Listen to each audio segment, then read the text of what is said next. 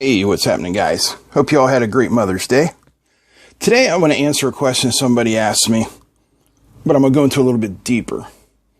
He sent me a question saying, I'm just getting into electronics. Do I really need an oscilloscope? Kind of.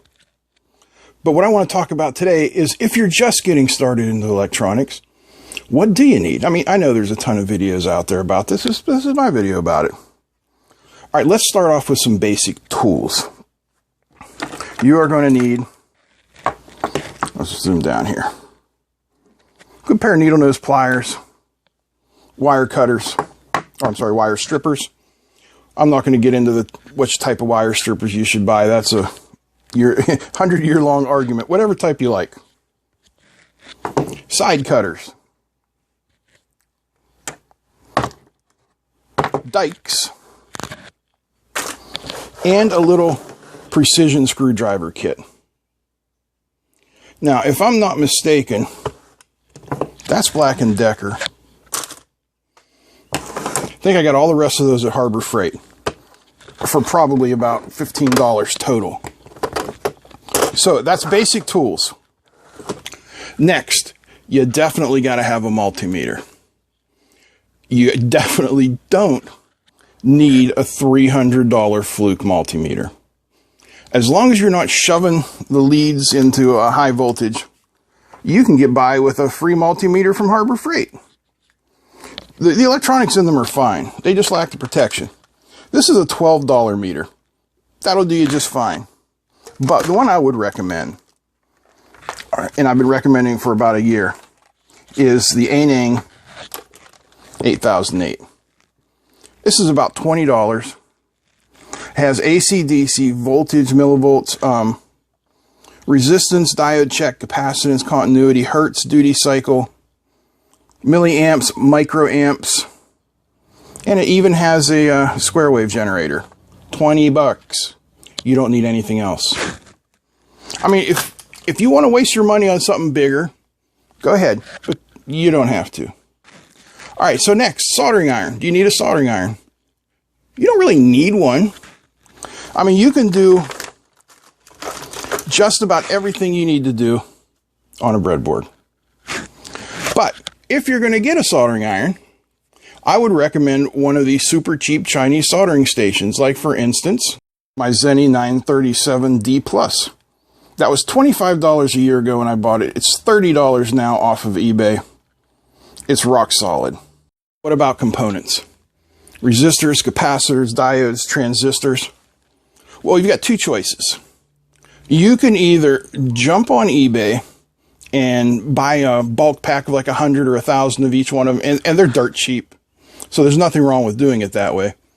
You know, just search out like quarter watt resistors. They come in like 1,000 pieces, 100 values, something like that. But the other way to do it is to get yourself an Arduino starter kit. It's not going to give you as much stuff, but it'll get you going. And you know you're going to want to play with an Arduino in the future anyway. So get yourself an Arduino starter kit. If you get a starter kit, you're probably going to get an Uno. This is a Nano.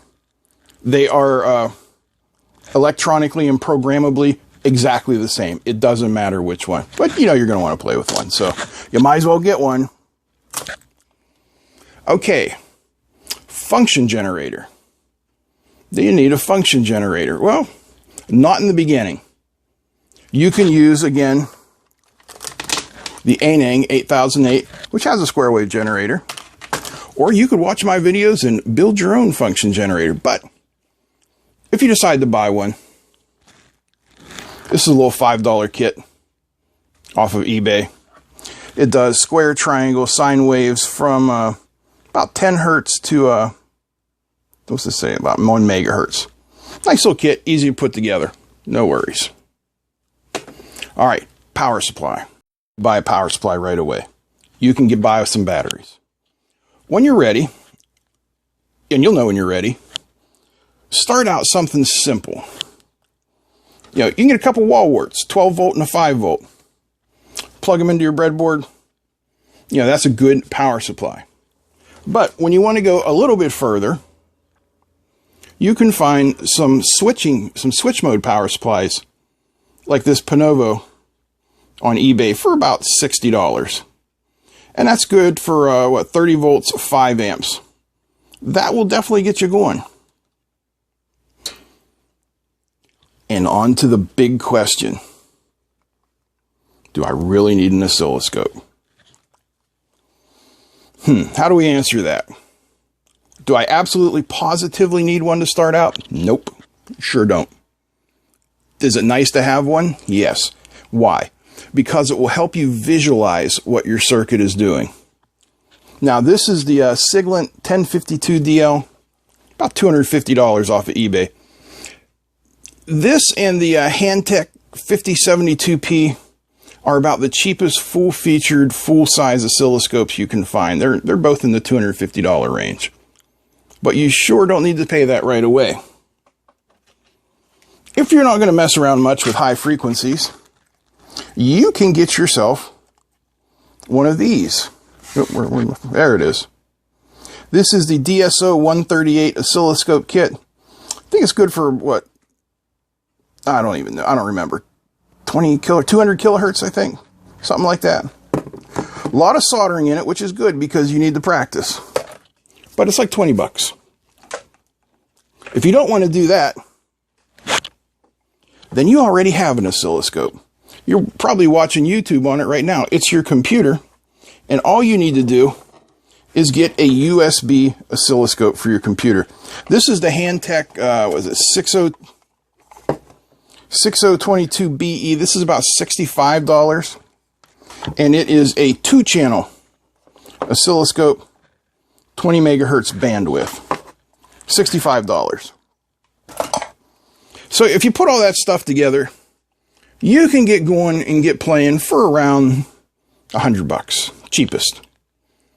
If you go for the upper end stuff like, the USB multimeter and stuff, or sorry, the USB oscilloscope, you might run up to $150, but that's a pretty good ballpark to get into this hobby.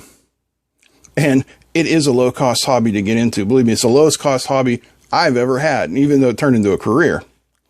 Other hobbies have huge barriers to entry, but we're not here to talk about that. Get yourself some stuff, make some electronics, and have fun. That's it. I'm out. Peace.